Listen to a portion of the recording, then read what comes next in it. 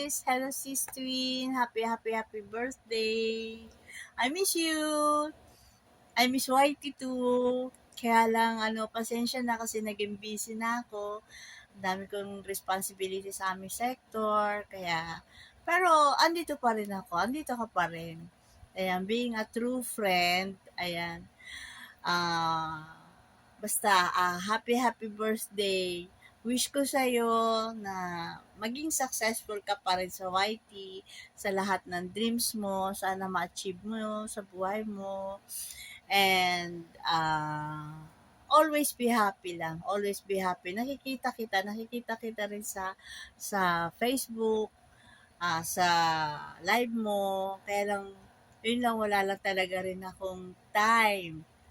Maganda ka pa rin, sexy pa rin.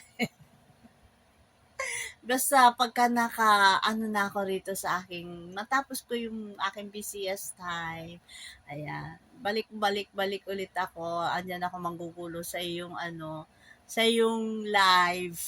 Namimiss ko na yung mga contest mo, yung palaro mo, yung jokes mo. Ayan.